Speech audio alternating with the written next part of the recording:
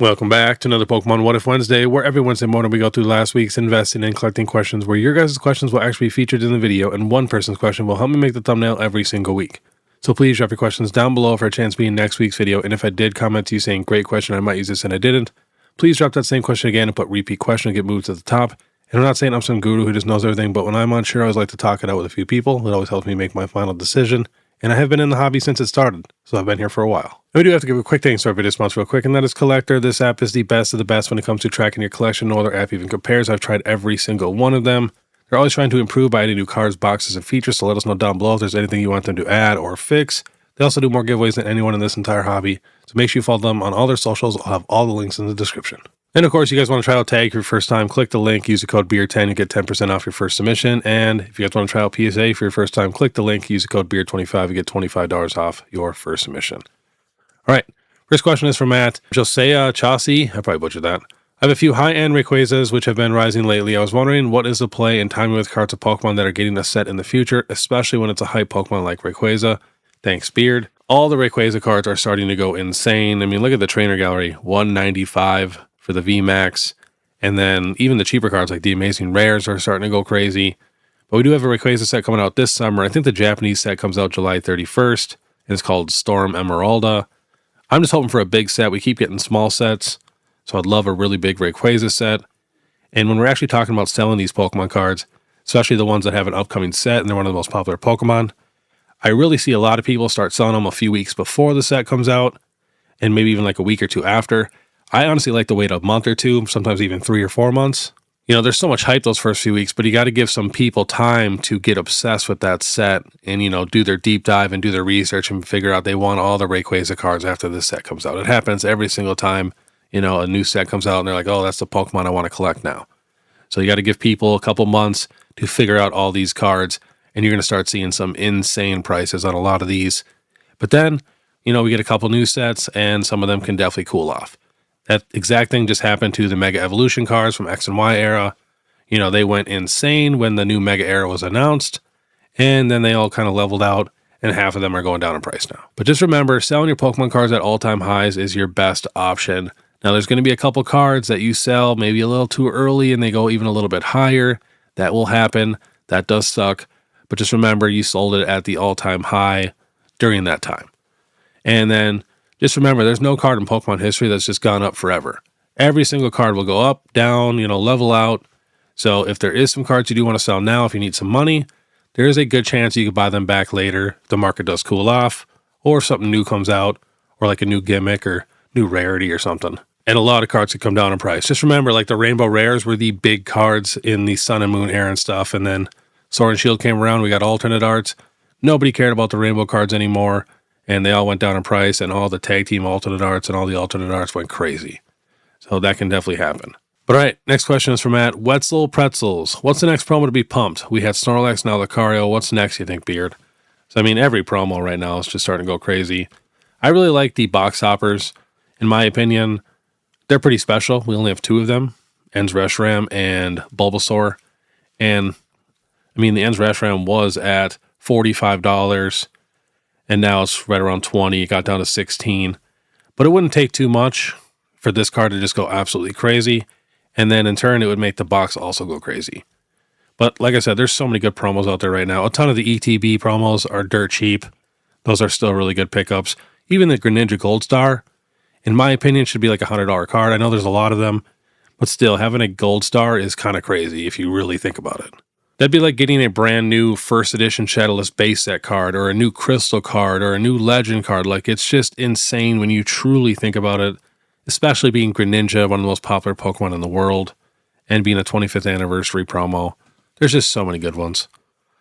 Next is from Wandering Wolf. Hey Beard, I bought the Mega Charizard SIR PSA 10 for $1,500. Should I sell it now and try to buy it again later, or should I just continue to hold? I do like the card a lot. So with that card, it's going to be tough to say because it's one of the best modern cards we've ever had. And, you know, the set is small. There's going to be a ton of them, but I don't think that's really going to matter for this card. I can't see this card dropping a ton in price. The market would really have to cool off. And like I said with the first question, if you're going to do this, you got to make sure you're actually going to buy it when it does dip, because there's going to be newer cards you might want more. And I've just seen it happen so many times. So unless you like absolutely need the money, I'd probably just hold on to the card since you do really enjoy it. Next is from Master Splitter. Mr. 2056 Santa Claus. I know it was short printed, but can we discuss how Paldean Fate's PC ETB can only manage to create a $100 spread versus a non-PC ETB? And which is a better investment at this point? Is a Bubble Mew that good? Are PC ETBs that much available? It's hard to tell which of the two are truly exclusive. So I would still definitely go the Pokemon Center ETB. I actually just talked about this in my last Market Monday, how close they were. Because the value of the promo alone is worth it. Plus you're getting more packs. I would never buy this at, $550 when I could spend an extra $75 or even, $60 and get the Pokemon Center ETB. But yeah, this actually blows my mind how close they are because there's 100% more regular ETBs than there is Pokemon Center ETBs. I have a feeling the Pokemon Center ETB is about to take off and it probably jumped to $700 or $800 in my opinion. But yeah, I noticed that and I also thought that was very, very strange. And it still blows my mind how expensive this Fate set is because every other Fate set we've ever gotten has been reprinted so many times. I do have a feeling, we could maybe get another big reprint of this set one more time at least. But it's been a long time since we've seen anything, so it's starting to look unlikely. Next is from Nick Schaefer. What do you think about the Classic Collection box? The cards inside are more worth together than the sealed product. Charizard alone is over $200 and the box is around $350. So the box recently just started to go crazy. It was at $350 in February. Now $480, $455, $479. So at this price, I probably wouldn't pick it up. I do have a feeling this box will just keep slowly climbing. And the cards are starting to go crazy. It's actually the next question. So this is from a member at Joey Freyo. Hey, Bro Beard, what do you think about the cards from Pokemon TCG Classic Collection? I'd like to collect the Gen 1 trio here, but don't know how it stands for collection investment-wise. Then I'm a bit curious why the regular IRs from Black Bolt White Flare prices are on the expensive side. That is just because those sets are so big. They gave every single Pokemon illustration rare and special illustration rare, so there's just so many, so it's actually really tough to pull a specific card. So if you go check like the quantity, there's never a ton of them on TCG Play or anything like that. So they're just a lot more rare than any other regular illustration rares. So here are the Trading Card Game Classic cards. So they are outselling Celebrations. The Charizards are very close, $200 for the big box and $190 for Celebrations. But it's not even close for Blastoise. Blastoise for the big box is $45, for Celebrations is $18, Venusaur is $38, and Venusaur is $12 for Celebrations. But I actually really enjoy the holo pattern. I actually have a ton of these raw and graded in PSA 10s when they were dirt cheap. But, getting the trio, not too bad. Like I said, I have a feeling that box is going to keep slowly going up in price. And I think these cards will also slowly keep going up in price. And they genuinely might be some of my favorite just straight up reprints that we've gotten in a very long time. They don't have the big stamp and the holo pattern is absolutely beautiful. See, I wouldn't be too worried about picking them up. Next is from Challenge Everyone Gaming. Nothing to do with investment, etc. I've asked a lot of YouTubers / Pokemon influencers this question before, but no one really has a take on it. You know the big Fusion Strike scandal when someone tried to sell a ton of stolen alternate arts? They ultimately affected the hit rates of Fusion Strike.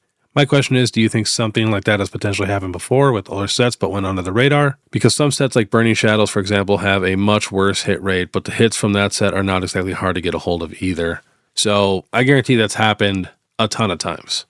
You got to think, when something is massive like that, there's just, a lot more room for, bad employees to do bad things. Same thing kind of with PSA too. PSA is massive. It's hard to keep track of all of your employees. The bigger the company gets, the harder it is to keep track of everybody and make sure everybody's doing everything correctly.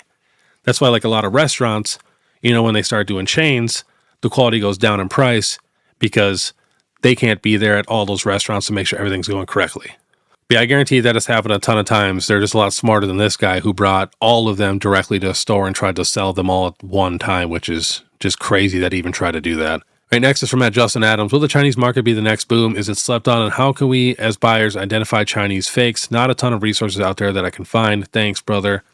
So I think the Chinese market is still undervalued. It is going up in price right now as we speak. And please be careful buying Chinese cards. There is so many fake Chinese Pokemon cards out there. You have to get them from a legit seller. So please do your research. And every single Chinese card, the illustration rares, have an actual little Pokemon stamp. I think it's on the bottom right or bottom left. I can't remember now. make sure you check for that every single time. And if it's got that and that looks legit and the rest of the card looks legit, you know, pretty good odds that the card is legit. I have seen a few fakes now with that stamp, but the stamp thing looks kind of crappy. I do have some Chinese cards right here. Let's see if we can find it. So it's actually super tiny and it's in the border. So yeah, you probably won't even be able to tell. But yeah, it's like right down there. But yeah, find that stamp and at least you're a little bit safe with that, because a lot of the fakes I have seen don't even have that stamp at all. Next is from Keto Ketchum. I wonder every video, how does Mews tail move? I just slap it. Give it a little tap. Next is from Napster Man. Hey Beard, I'm curious how you store all your cards, especially loose singles versus top-loaded cards versus slabs, etc. Thanks, love the vids. So I'm a binder guy. I own 0 top-loader binders. I think they're kind of an overkill. I should maybe do it for a couple of my really, really big sets, but I just get the clear Dragon Shield sleeves, which are very thick sleeves that you can actually play the game with, and I put those in the binders. And honestly, all zip-up binders are pretty similar. None that I have seen are like 1,000 times better than the other one. I mean, there's some crappy ones, but they all do the job. I like the zip-up binders, just in case if there is like a water spill or anything like that. Better odds of your cards, you know, staying safe and clean. And then I do have some top-loader cards, and I just keep those in like your Zion cases that I keep all my graded cards in also. But yeah, I'm just a regular old-school binder guy. I got a ton of binders. But I think the top-loader binders are a little overkill, especially for a lot of people's collections. I've seen like regular Vs and EXs in top-loader binders. They're super heavy. They cost more. Top-loaders are not cheap. You know, they start to add up, especially, you know, if you have a lot of cards, and top-loader binders are usually a little more expensive too. So I'd rather buy more cards than spend more money on binders. And that is a big thing I also see too. People spend so much money on binders before they even have crazy collections. It's insane. I just bought a big collection from one of my buddies, and the amount of money he spent on, you know, Vault X set binders and then didn't even really master any of the sets is crazy. He could have mastered 1 or 2 sets for the amount of money he spent on these binders. So I see a lot of people with huge shelves full of binders, and none of them are even really filled. I like to jam pack my binders, not too full, but like when I have a binder, it has the best cards from the entire era in that binder. You know, every card is a banger. So yeah, definitely work on your collection and make sure it is legit and can fill up binders before you spend, you know, hundreds and hundreds or even thousands of dollars on binders. Next is from Adam C. If there's so many people in the hobby collecting, buying, and selling, why would that just stop? And I have an 11-year-old daughter. She loves Pokemon like I did as a kid. Also, just getting my other daughter, just turned 5. She loves it also. So you got to think, a lot of people in this hobby right now only really care about the money and just making, you know, quick flips and stuff like that. As soon as we get a couple bad sets in a row and they can't find anything like that, and let's say something new pops up in a different hobby or, you know, some other collection stuff, and they can make money there, they're immediately going to leave Pokemon and go right to that. And you got to think too with the kids, you know, I'm sure you stopped collecting Pokemon at some time when you got into high school and you started playing sports or doing other things. I mean, there's going to be some nerds like myself who just collected Pokemon their whole lives, but the majority of people eventually stop. You know, they get into something else. You know, there's a good chance they come back to it in the future, especially if they have kids and stuff like that, because nostalgia is just crazy and you enjoyed it as a kid, so you miss it when you're an adult because we're getting older and we want to be young again. So nostalgia is just insane when you truly think about it. But yeah, as soon as, you know, people cannot make a ton of money in Pokemon, they will immediately leave this hobby. And then the true fans and, you know, the real collectors and stuff are going to be here, and they're always going to be here. But yeah, it wouldn't take too much. 3 bad sets in a row, and then we got another type of hobby or collectible that really pops off and goes crazy, and Pokemon could definitely cool off. Next is from Rat Junk. Question for the AKB, all-knowing beard. When it comes to product you pre-order, if you're lucky and get any, do you keep it all sealed, like Ascended Heroes? When it comes to the product you pre-order, if you're lucky and get any, do you keep it all sealed? So I usually keep most of my stuff sealed, especially in this market right now, and everything's just so expensive. And I can't even get a ton of it at MSRP or anything like that. So yeah, I'm definitely keeping the majority of my stuff sealed. If it does come dented or a tear or two, then I usually open it. I feel like it's a sign. But right now, I have not been opening anything really. I opened some Chinese stuff trying to chase that Ponyta, because those boxers are still really cheap, fun to open. My daughter's obsessed with opening cards now and just throwing the packs and stuff. So we've been doing that every once in a while. But yeah, right now, I am just holding on to everything. Next is from at Bon Waller. Mega Evolution is an unprecedented era of Pokemon. In the past, a Pokemon company would make arrows named after the current generation of mainline video games, Scarlet and Violet, Sword and Shield, and on down the line. But Mega Evolution obviously is not the name of their newest generation of video game. Sure, Mega Evolutions are featured in the Legend ZA game, but ZA is not a mainline Pokemon game. Does this mean anything for the future, or is it really just a coincidence that every era has been named after mainline video games and it just means nothing now? Curious of your thoughts.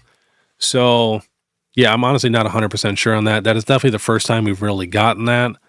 But, they might be coming up with a different schedule or something like that. Or, they also try to do those Legend games like you said, and they're trying to pump out a little bit more games. So I have a feeling that's probably the reason why. That would be my guess. But I don't think it's going to really mean anything crazy like value-wise, investment-wise. Still just depends on the set. Next is from at A-Qual. For rare vintage mid-range PSA slabs, PSA to 4 through 6, is there a way to figure out their approximate value? I have a PSA 6 Skyridge Polytoad and a PSA 6 Skyridge Mid-Cargo that rarely sell in those grades. Prices are all over the place for Mid-Cargo, PSA 5 through 7, and for Polytoad, it's been months since PSA 5 through 7 has even sold in comparison to PSA 8 and above, which has been steadily climbing in price by quite a lot the last few months. How would you make a fair estimation of their value?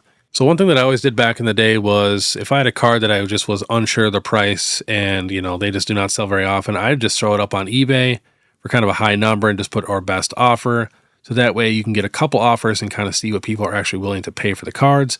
But for a PSA 6, it's usually around, a lightly played or near mint raw copy. But of course, you're getting a little bit more of a premium because it is actually graded.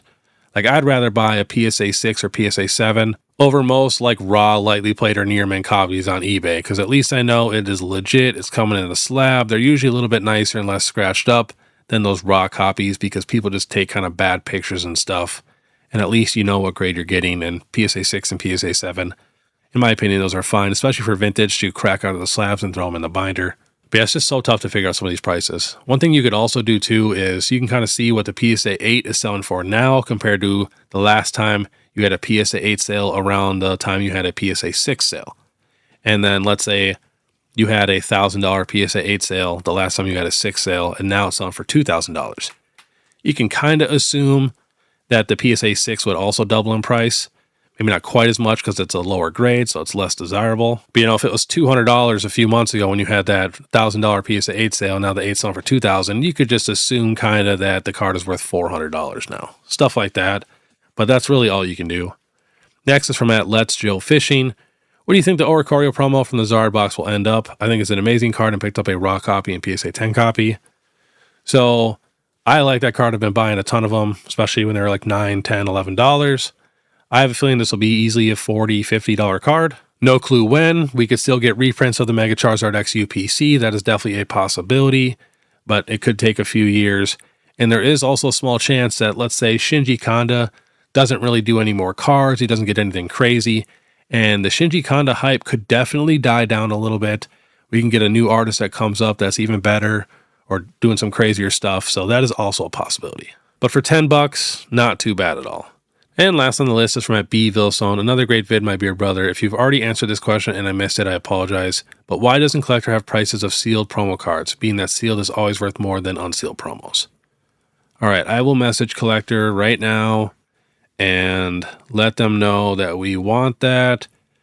I do have a feeling, though, for some of the modern cards especially, that can be kind of tough just because so many people don't even put that information down. And sometimes they do sell for around the same price. But at least for, some of the mid-air and vintage stuff, there's no reason, why we couldn't get that because there's definitely a big price jump, especially, like I said, for vintage. I mean, you can find raw cards all day long for $20, $30, $40 cheaper than sometimes a sealed copy. All right, so I got that sent. I will keep you guys updated on that. And let me know, too, if there's anything else you really want them to add. But all right, that was this week's Pokemon What If Wednesday, and we are doing a giveaway for a Perfect Order Pokemon Center ETB on my Instagram, so definitely go check that out. And I will be vending in Columbus, Ohio this weekend with Beard Dad. It'll be a crazy 2-day show, and they even have the voice actor of Bulbasaur coming, so it's going to be a ton of fun. Definitely swing by if you guys are in the area. And then, of course, if you guys like this content, want to stay ahead of the market, please make sure you subscribe, hit that notification bell, leave a like and comment. If you guys want to support more, check out my Instagram, TikTok, Facebook, YouTube membership, all that. You guys know what to do. You guys are the best. And I have been getting a lot more questions lately, so if I did miss a couple of your repeat questions, just put like repeat question and then like ×2 or ×3, and I will prioritize those. It's just hard for me to remember every single question. I get so many repeat questions that I try to have a good balance of questions for each video. But all right, I want you guys to have a great day. And if you guys want to watch my last vending video, you can click that here. Otherwise, I have an entire playlist full of all my other vending videos, so check that out. But all right, we'll see you next time.